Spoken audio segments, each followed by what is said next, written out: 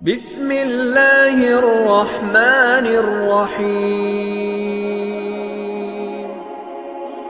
فاضل بریلوی رحمۃ اللہ علیہ فرماتے ہیں کہ قیامت میں منظر اس طرح کا ہوگا کہ نبی پاک ہمارے آگے آگے چلیں گے اور ہمیں اللہ کی رحمت کی خوشخبری سناتے جائیں گے، اور جب حضور یہ خوشخبریاں سنائیں گے تو حضور کے لبھائے مبارکہ سے پھول گریں گے اور ہم ان کو اٹھاتے جائیں گے۔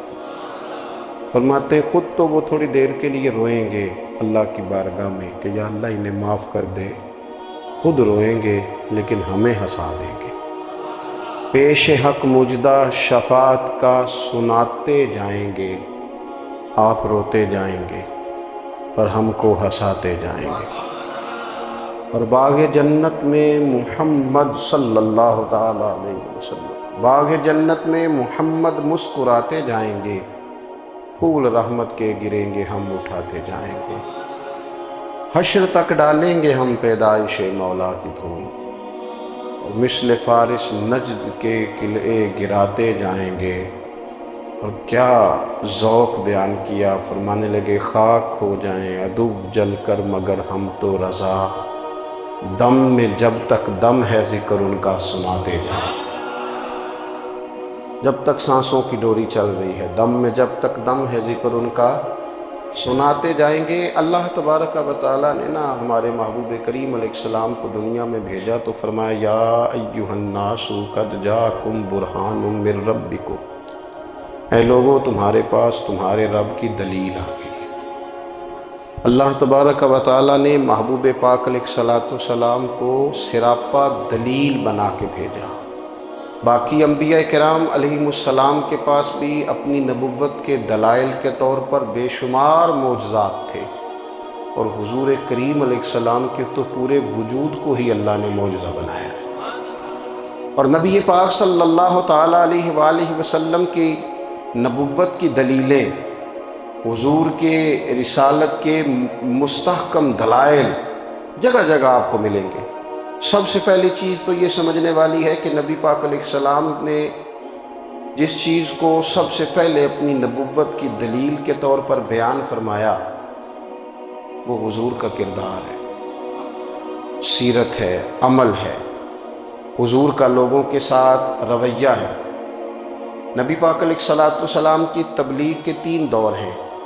ایک تو حضور نے اپنے قول سے تبلیغ فرمائی ہے، وہ 40 سال کی عمر سے محبوب نے اعلان فرمایا اور تبلیغ کی۔ اور ایک نبی پاک صلی اللہ تعالیٰ علیہ وسلم بالواسطہ حضور کی تبلیغ ہے جو آج تک جاری ہے۔ امت کے علماء، مشائخ، مبلغین حضور کے دین کو آگے پھیلا رہے ہیں، تو دراصل یہ بھی تبلیغ رسول پاک علیہ السلام ہی کی تبلیغ۔ اور ایک حضور کی تبلیغ کا دور ہے، حضور کی پیدائش سے لے کر ولادت مبارکہ سے لے کر حضور علیہ السلام کے اعلان نبوت تک۔ اس دوران نبی پاک نے جو تبلیغ فرمائی ہے وہ اپنے کردار سے فرمائی۔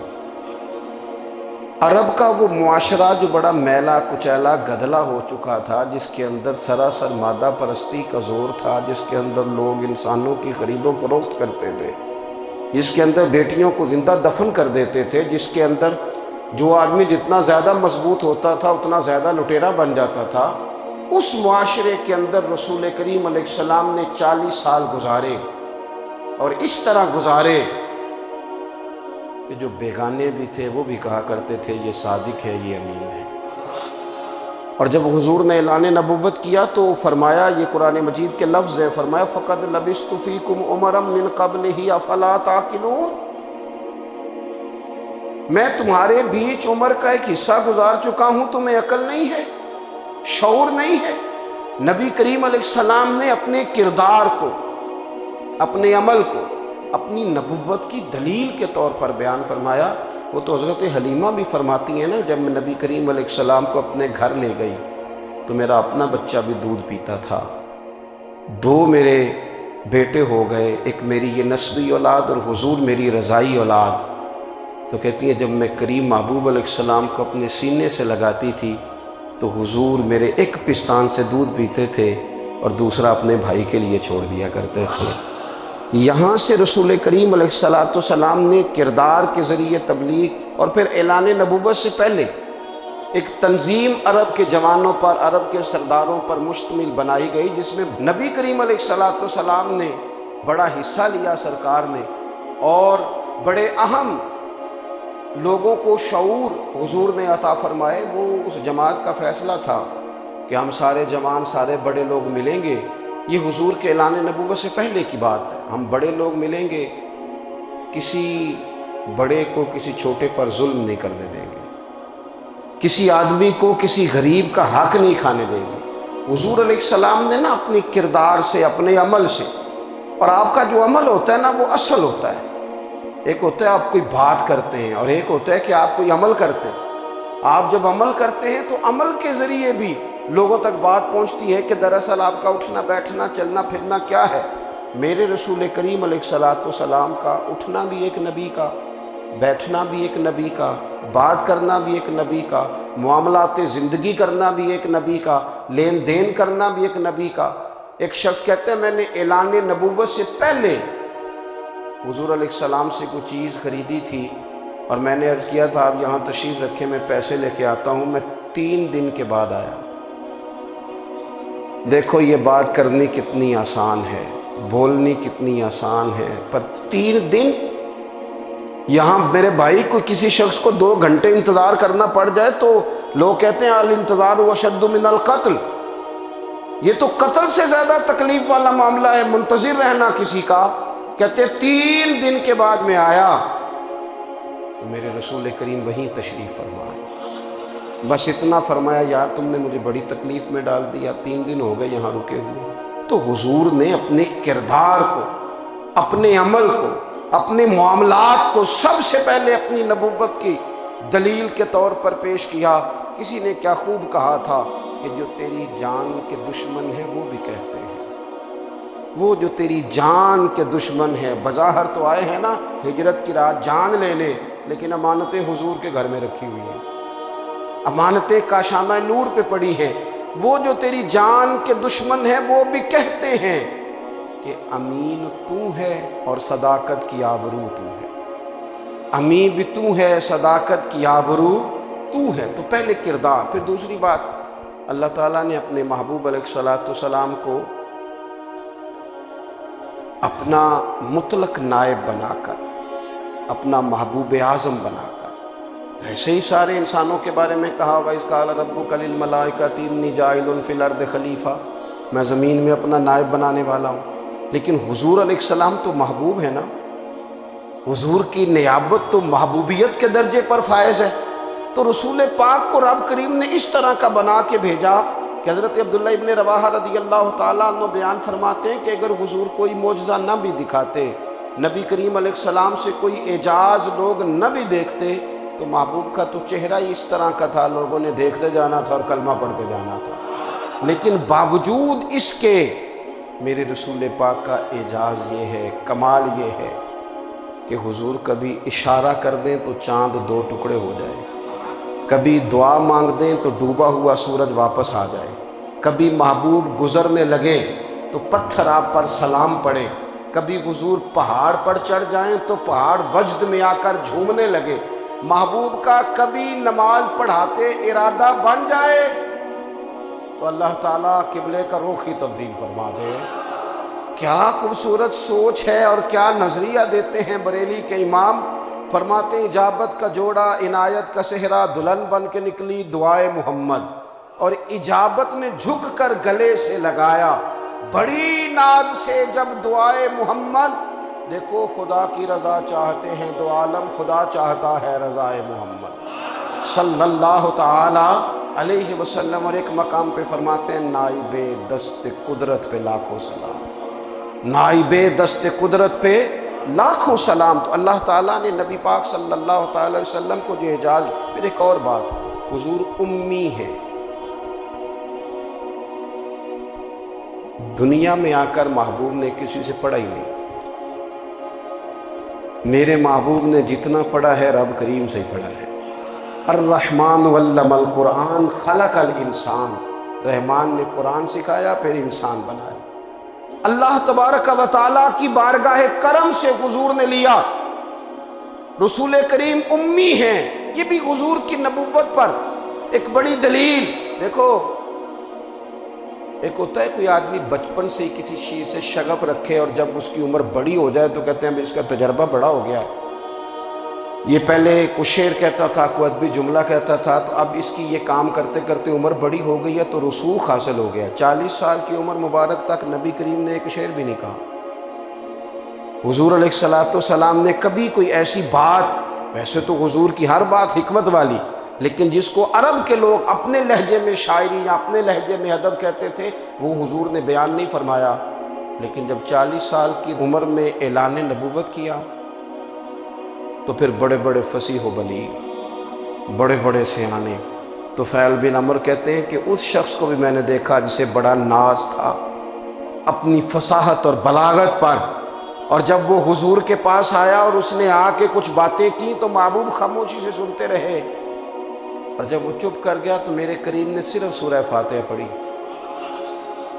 کبھی اٹھتا تھا، کبھی بیٹھتا تھا، کبھی غور کرتا تھا، کبھی دائیں جاتا تھا، کبھی بائیں جاتا تھا، پھر کہنے لگا بتاؤ نا کلام کس کا ہے؟ فرمایا اس رب کا، اس رب کا، اس رب کا جس کا میں رسول بن کے آیا ہوں۔ نبی کریم صلی اللہ تعالیٰ علیہ وسلم امی ہیں، لیکن حضور نے کائنات کے رازوں سے پردے ہٹا دیے، نبی کریم نے جینے کے سلیقے بتا دیے، حضور نے ہر شخص کو اس کے مقصد حیات سے آگاہ کر دیا۔ نبی کریم علیہ السلام نے وہ فلسفہ حیات بیان کیا کہ لوگوں کو صرف جینے میں مزہ نہیں آیا، مرنے میں بھی مزہ آنے لگا۔ لوگ آگے بڑھ بڑھ کے جانیں پیش کرنے لگے، اپنی اولادیں قربان کر، جو فلسفیوں سے کھل نہ سکا اور نکتہ وروں سے حل نہ ہوا، وہ راز ایک طیبہ والے نے بتلا دیا چند اشاروں میں۔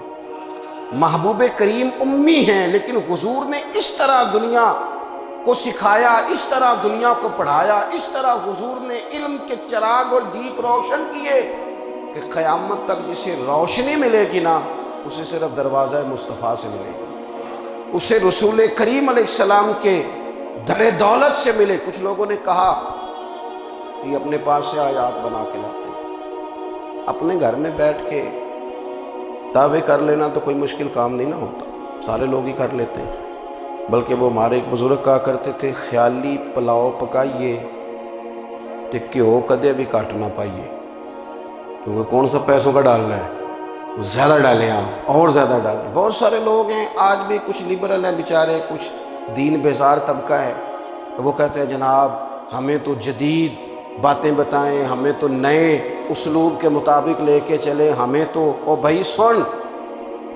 میرے نبی پاک علیہ السلام نے فرمایا میرا قرآن کبھی پرانا نہیں ہوگا، اسے پڑھ کے دیکھ، اس کی جدت کا حسن دیکھ، یہ تو کھلا ہوا باغ ہے، تو ایک دفعہ اس کے قریب آئے گا تو خوشبو ملے گی، دوسری دفعہ آئے گا تو اس سے زیادہ تازی ملے گی، ایک دفعہ پھل کھائے گا تو مزیدار ہوگا اور دوسرا کھائے گا ہو سکتا ہے شکل ملتی جلتی ہو لیکن ذائقہ بڑا نرالا ہوگا۔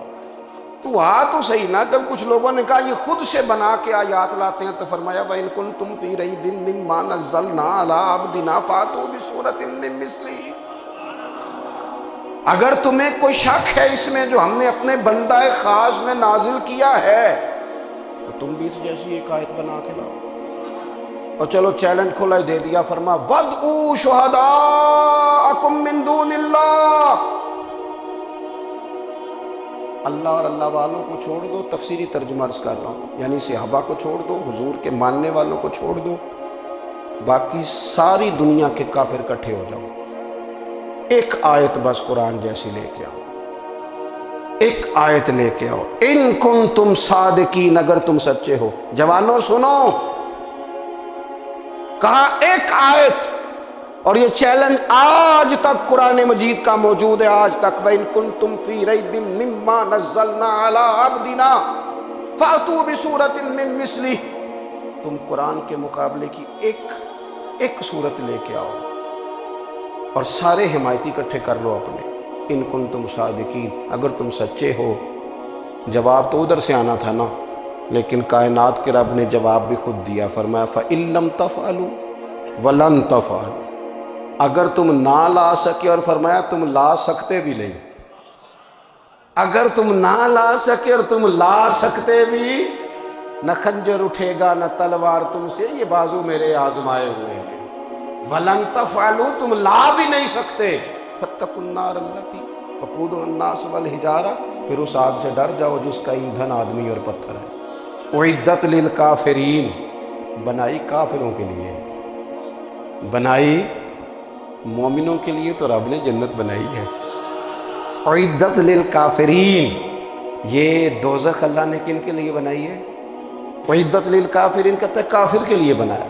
تو اللہ تبارک و تعالیٰ نے میرے رسول پاک صلی اللہ تعالیٰ علیہ وسلم کو وہ کتاب عطا فرمائی، اور پھر حضور کی فصاحت و بلاغت، معرفت۔ دیکھو، ایک ہوتا ہے گھنٹوں باتیں کرنا، ایک ہوتا ہے کئی والیم پر مشتمل، کئی جلدوں پر مشتمل کتب کا لکھنا، اور ایک ہوتا ہے کسی بندے کا ایک بات کرنا اور سامنے والے کی طبیعت کو اتنا جگا دینا کہ اگلی بات فوراً ہی اس کی سمجھ میں آ جائے۔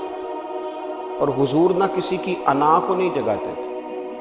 ہم بعض اوقات کسی سے خطاب کرتے ہیں، بات کرتے ہیں تو سامنے والے کی انا کو جگا دیتے ہیں، ٹھیس پہنچاتے ہیں، وہ کہتا ہے چل پھر تگڑا ہو جا، میں بھی آیا۔ حضور انا نہیں جگاتے تھے، میرے نبی پاک ضمیر جگاتے تھے، تاکہ وہ شخص فیض حاصل کر سکے، اسے کچھ ملے۔ نبی کریم کا جو انداز تکلم ہے وہ اس طرح کا ہوتا تھا کہ انسان خود بخود کھل اٹھتا تھا کہ مطلب یہ بات ہونے کیا لگی ہے، مطلب حضور کیا فرمانے لگے۔ نبی کریم صلی اللہ تعالیٰ علیہ وسلم، ایک دن محبوب کریم نے صحابہ کے یہ حضور کی فصاحت و بلاغت دیکھے، فرمایا محبوب نے کتنا نادان ہے وہ شخص جو اپنے ماں باپ کو گالی دے۔ کھلی ہو گئی لوگوں کی آنکھیں، کان کھڑے ہو گئے کہ یا رسول اللہ کون ایسا بدبخت ہے جو ماں باپ کو گالی دے گا۔ اب جب سوالات ذہنی سطح پر پوری طور پر ابھر گئے نا، تو اب رسول کریم نے بات سمجھائی۔ یہ ہے فصاحت و بلاغت، تیرے آگے ہیں یوں دبے لچے فصحاء عرب کے بڑے بڑے، کوئی جان منہ میں زبان نہیں بلکہ جسم میں جان نہیں۔ یا رسول اللہ کون ایسا نالائق ہے جو ماں باپ کو گالی دے؟ اب جب ذہنی سطح یہاں تک ابھر آئی تو اب حضور نے سمجھایا، اور میں جب تم کسی کے ماں باپ کو گالی دو گے نا تو وہ بھی تو جواب میں تمہارے ماں باپ کو دے گا نا، تو فی نفس ہی یہ تم نے خود ظلم کیا ہے اپنے ماں باپ پر۔ کیوں تم نے ایسا لہجہ اختیار کیا کہ جس سے سامنے والے کی انا جاگ جائے اور وہ تمہارے مقابلے میں آ کر کے کھڑا ہو جائے؟ کیوں تم نے اس طرح کے انداز اختیار کیے کہ جس سے سامنے والا بھی سارے پنجے کھڑے کر کے باہر نکل آئے اور کہے آ جاؤ پھر میں بھی میدان میں حاضر ہوں؟ رسول کریم کی فصاحت، بلاغت دیکھیں نا، حضور 2-4 جملوں میں ساری بات سمجھا جاتے ہیں۔ ایک حدیث پاک اگر ہماری سمجھ میں آ جائے، ایک روایت، نبی پاک صلی اللہ تعالیٰ علیہ وسلم نے فرمایا خوبصورت مسلمان وہ ہے جو بے مقصد باتوں کو چھوڑ دے۔ لو اس سے پوری زندگی سجائی جا سکتی ہے، ایک جملے سے پوری زندگی سواری جا سکتی ہے، کوئی لمبی چوڑی باتوں میں جانے کی ضرورت نہیں۔ کہا خوبصورت مسلمان یہ ہے جو بے مقصد باتوں کو چھوڑ دے، لا یعنی باتوں کو، کیا کہتے ہیں ہمارے دیہات کے لوگ، جڑے پنڈ جانا نہیں اودا راہ پوچھنے دی، لیکن آج کل لوگ باز آندے یعنی جس بات کا بالکل تعلق نہیں نا وہ بات بھی کرتے جاتے ہیں، جس کا شعبہ ہی نہیں وہ بھی چھلانگ لگا کے اس میں آ جاتا ہے۔ ہم اپنا وقت ضائع کرتے ہیں، اپنی صلاحیتیں ضائع کرتے ہیں، اپنا نقصان کرتے ہیں۔ ہم اپنا کام صحیح کر کے نہیں کرتے اور دوسری ساری دنیا کو ٹھیک کرنا چاہتے ہیں۔ او بھائی، آپ جس جگہ جس شعبے سے تعلق رکھتے ہیں آپ اپنے معاملات میں مضبوطی پیدا کریں۔ حضور نے اپنی فصاحت کے ساتھ، بلاغت کے ساتھ لوگوں کو قائل کیا، اور قرآن مجید کی تاثیر کا یہ اثر میرے کریم رسول نے دکھایا کہ رات کو جب حضور بیٹھ کے قرآن پاک پڑھتے تھے نا، جب یاسین والے نبی خود یاسین کی تلاوت کریں، جب طٰہٰ والے محبوب خود طٰہٰ کی تلاوت کریں، غور کرو نا، جب مدثر والے محبوب خود ان جملوں کو ادا کریں، یعنی جن کے بارے میں آیت آئی ہے، جب وہی یہ آیت پڑھیں کہ اِنَّا أَعْطَيْنَاكَ الْكَوْثَرَ، یعنی جن کا ذکر ہو رہا ہے، جب وہ یہ بات کریں کہ یا ایھا النبی انا ارسلناک شاہدا ومبشرا ونذیرا لتؤمنوا باللہ ورسولہ وتعزروہ وتوقروہ وتسبحوہ بکرتم واصیلا، جن کے بارے میں آیت آئی ہے، جب وہ یہ کہہ رہے ہوں کہ وَرَفَعْنَا لَكَ ذِكْرَكَ، جب وہ کہہ رہے ہوں وَالضُّحَىٰ وَاللَّيْلِ إِذَا سَجَىٰ، ذرا اس کیفیت کو دیکھیں جب محبوب خود پڑھ رہے ہوں، اور جو حضور پر آئی ہیں اس کا ذائقہ، اس کا لطف، اس کا انداز بھلا کیا ہوگا۔ حضور جب رات کو پڑھتے تھے نا قرآن پاک، تو جو پکے کافر تھے نا، ابو جہل جیسے لوگ، وہ بھی جھاڑیوں میں چھپ چھپ کے مدینے والے کی تلاوت سنا کرتے، حضور کی تلاوت سنا کرتے تھے۔ یہی بہتر ہے کہ پردوں میں وہ پردہ پوش رہے، وہ اگر پردے ہٹا دے تو کسے ہوش رہے۔ رسول کریم علیہ السلام کی تلاوت کا سننا، قریب جانا، یہ اعجاز ہے۔ حضرت فاروق اعظم کہتے ہیں میں طبیعت کا بڑا ڈاڈا تھا، مزاج کا بڑا سخت تھا، زندگی ہمیشہ ڈٹ کر گزاری، باتوں پر کھڑا رہنا آتا تھا، اور جب میری بہن نے مجھے چند آیتیں سنائی نا تو میں تڑپ ہی گیا۔ کروں آیا سا مار مقامنے نو، ان مینو مار دے لے چلو، اوے متے عمر دی عمر برباد ہو جائے جتھے عمر سوار دے لے چلو۔ یہ اعجاز ہے رسول کریم صلی اللہ تعالیٰ علیہ وسلم پر نازل ہونے والی کتاب کا۔ پھر حضور نے خبریں دی، نبی پاک نے خبریں دی، حضور نے فرمایا روم فتح ہوگا، وہ ہوا۔ نبی کریم علیہ السلام نے فرمایا شام فتح ہوگا، تو شام فتح ہوا۔ فرمایا ایران فتح ہوگا، تو ایران فتح ہوا۔ سراقہ بن مالک کہتے ایک گاؤں پر بھی مسلمانوں کی حکومت نہیں تھی، ایک گاؤں پر۔ حضور مکہ مکرمہ سے نکل رہے تھے، مدینہ طیبہ تشریف لے جا رہے تھے، ابھی راستے میں تھے، میں 100 سرخ اونٹوں کے لالچ میں معاذ اللہ حضور کو گرفتار کرنے پہنچ گیا۔ محبوب نے حکم دیا، حضور کا معجزہ میں نے آنکھوں سے دیکھا، میرا گھوڑا زمین میں دھستا چلا گیا، میں نے معافی مانگی، حضور نے معاف کر دیا۔ میں نے سمجھا اچانک ہو گیا ہے، یہ منوانا بھی بڑا مشکل کام ہے۔ شجر و حجر پہچان گئے، انسان کی نظروں میں شاکی رہا۔ یہ کچھ ایسے لوگ ہیں جن کو منوانا توبہ توبہ، ماننے کو تیار نہیں، دیکھ دیکھ کے بھی ماننے کو تیار ہے نہیں، ماننے کو تیار ہی نہیں۔ کہتے ہیں کہ میں نے پھر چاہا آگے بڑھنا، تو پھر زمین کے اندر میرے گھوڑے کے پیر دھنسنے لگے، پھر معافی مانگی۔ کریم تیرے معاف کرنے کی ادا پہ بھی قربان جائیں۔ یہ نہیں فرمایا کہ تو بار بار یوں ہی کرتا ہے، فرمایا معافی مانگتا ہے، جا میں نے معاف کیا۔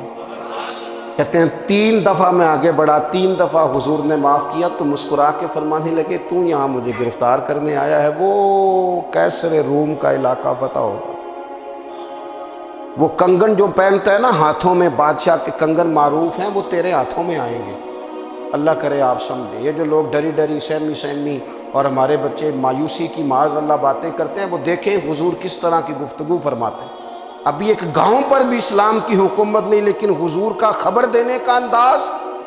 کریم فرمانے لگے وہ کیسر روم کے جو کنگن ہوں گے وہ تیرے ہاتھوں میں آئیں گے۔ جناب سراقہ بن مالک فرماتے ہیں کہ میں مسلمان ہو گیا، حضور کا وصال ہو گیا، کنگن نہیں آئے۔ حضرت ابوبکر صدیق کا وصال ظاہری ہو گیا، کنگن نہیں آئے۔ جناب عمر کا دور آ گیا، سراقہ بوڑھے ہو گئے۔ کوئی بندہ پوچھتا نا کہ اب تو عمر ڈھل گئی ہے، زندگی کا پتہ نہیں، کہنے لگے نہیں میں نہیں جاتا، جب تک کنگن نہیں آتے اسرائیل کوئی نہیں آئیں گے، کیونکہ ساڈے نبی دی زبان ساڈے واسطے قرآن، جو دن کو کہہ دیا دن ہے تو دن نکل آیا، جو شب کو کہہ دیا شب ہے تو رات ہو کے رہی، اور خدا نے ان کی زبان کو وہ اختیار دیا، جو نکلی منہ سے ان کے وہ بات ہو کے رہی۔ اور فاضل برینوی کا تو انداز ہی پھر انوکھا ہے نا، وہ تو کہتے ہیں وہ زبان جس کو سب کن کی کنجی کہے، جس کو سب کن کی کنجی کہیں، اس کی نافذ حکومت پہ لاکھوں سلام۔ کہنے لگے نہیں آتے حضرت اسرائیل، فکر نہ کرو، بوڑھے ہو گئے تھے، نکلنا گھر سے بند کر دیا تھا، حضرت عمر کا دور تھا، کنگن آ گئے۔ حضرت فاروق اعظم نے ان کے پوتوں سے، نواسوں سے، بچوں سے کہا جاؤ بلا کے لاؤ، کہا دادا جان بوڑھے ہیں، فرمایا تم کان میں کہہ دینا کنگن آ گئے، پھر تم دیکھنا تو صحیح۔ پھر حضرت سراقہ آئے، حضور نے جو خبریں دیں، نبی پاک علیہ السلام نے جو گزشتہ قوموں کے احوال بیان کیے، اور پھر میرے نبی پاک علیہ الصلوۃ والسلام نا دنیا میں عزتیں دینے آئے، عزتیں۔ یہ مزاج ہمیں کم کرنا چاہیے، یہ جو ہم ساری زندگی اس کام میں لگا دیتے نا کسی کو نیچا کیسے دکھانا ہے، یہ انداز حضور نے نہیں ہمیں دیا۔ اب دیکھو حضور تشریف لائے تو ہمیں پتہ چلا کہ حضرت یوسف جیسا سونا کوئی نہیں، حضور تشریف لائے تو ہمیں پتہ چلا کہ حضرت داؤد جیسی خوبصورت آواز کسی کی نہیں، حضور تشریف لائے تو ہمیں پتہ چلا کہ جناب عیسیٰ علیہ السلام کا فقر اختیاری کس طرح کا تھا، محبوب تشریف لائے تو ہمیں پتہ چلا کہ حضرت موسیٰ کا جلال کس طرح کا تھا۔ یہ تو حضور آئے تو نبی پاک علیہ السلام نے اس کی بھی عظمت بیان کی، اس کی بھی شان بیان کی۔ حضور نے بتایا کہ ابو بکر صدیق کی شان کیا ہے، فاروق اعظم کا مرتبہ کیا ہے، عثمان غنی کی حیا کیا ہے، مولا علی کی شجاعت کیا ہے، اہل بیت نبوت کی عظمت کیا ہے۔ حضور آئے عزتیں دینے، ماں کو عزت دی مدینے میں، کہا جس کا باپ راضی ہو گیا اس کا رب راضی ہو گیا۔ فرمایا جو 2 بیٹیاں 3 بیٹیاں 4 بیٹی بہنیں یا ایک بیٹی یا بہن بیاہ کے آ گیا نا، اس طرح میری 2 انگلیاں جڑی ہوئی ہیں، میرے ساتھ جڑ کے جنت میں جائے گا۔ رسول کریم صلی اللہ تعالی وسلم نے عزت دی، عزت دی۔ حضور عزتیں دینے، کوئی اعزاز نہیں، ان پڑھ بندہ ہے، سادہ ہے، غریب ہے، مزدوری کرتا ہے، ہاتھوں پہ چھالے۔ یا رسول اللہ اس کا بھی کوئی اعزاز ہے؟ قربان جائیں، میرے کریم نے عزت دی، فرمایا محنت کر کے روزی کمانے والا تو اللہ کا دوست ہے۔ یہ اینٹیں اٹھانے والا، یہ مشقتیں کرنے والا، یہ صبح دیہڑی پہ جانے والا، یہ بیچارہ جو اچار سے روٹی کھاتا ہے، تو نے ہر شخص کی قسمت میں یہ عزت لکھی اور آخری خطبے کی صورت میں وصیت لکھی۔ رسول کریم نے ہر بندے کو اعزاز دیا، عظمتیں دی۔ حضور عزتیں دینے آئے، نبی پاک علیہ السلام نے اعزازات دیے، حضور نے نوازا۔ یہ ساری چیزیں میرے رسول پاک کی تشریف، اور پھر یہ جو حضور کے صحابہ اور اہل بیت ہیں نا، یہ بھی میرے نبی پاک کی نبوت کی دلیل ہے۔ اتنی جلدی انقلاب آیا نہیں کرتے، وہ کل تک جو رہزن تھے حضور نے راہبر بنا دیا۔ وہ لوگ جو کل تک ایک دوسرے کے گلے کاٹ کے کھاتے تھے، ایک دوسرے کو مارتے تھے، تکلیف پہنچاتے تھے، برادریزم پہ لڑتے تھے، حضور نے بھائی بھائی بنا دیا۔ ایک پلیٹ میں کھانا کھانے لگے، سیدنا بلال حبشی، صہیب رومی، سلمان فارسی، حضور نے یوں کر کے ملا دیا۔ نبی کریم علیہ السلام نے تقسیمیں ختم کر دی دنیا۔ حضور کے صحابہ نے اپنا کردار اس طرح کا دکھایا، اتنا بلند کیا، اور صحابہ کرام علیہم رضوان اس کو دیکھ کر اتنی بلندیوں پہ گئے کہ گواہیاں اللہ کا قرآن دیتا ہے۔ فرمایا محمد الرسول اللہ والذین معہ اشداء علی الکفار رحماء بینہم تراہم رکعا سجدا یبتغون فضلا من اللہ ورضوانا۔ فرمایا یہ جو میرے محبوب کے ساتھ والے ہیں کافروں پر سخت ہیں، آپس میں نرم دل ہیں، تم جب بھی انہیں دیکھو گے سجدے کرتے دیکھو گے، رکوع کرتے دیکھو گے، تم انہیں دیکھو گے اللہ کی رضا کے متلاشی ہیں۔ انہیں ساری مادہ پرستی سے نکال کر محبوب نے رب کی رضا کے رستے پہ ڈال دیا۔ میرے نبی کریم سید عالم صلی اللہ تعالیٰ علیہ وسلم کی نبوت کے دلائل کے طور پر یہ ساری چیزیں آئیں۔ بس میں بات سمیٹنے لگا ہوں۔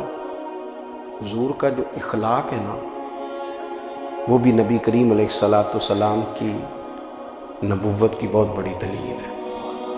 وَإِنَّكَ لَعَلَىٰ خُلُقٍ عَظِيمٍ۔ محبوب ہم نے آپ کو نا خلق عظیم کا مالک بنایا۔ کچھ لوگ سمجھتے ہیں صرف آپ کا بولنے کا انداز ٹھیک ہو تو آپ با اخلاق ہیں۔ نہیں بھائی، بولنے کا انداز ٹھیک ہونا با اخلاق نہیں، سچ بولنا اخلاق کی علامت ہے۔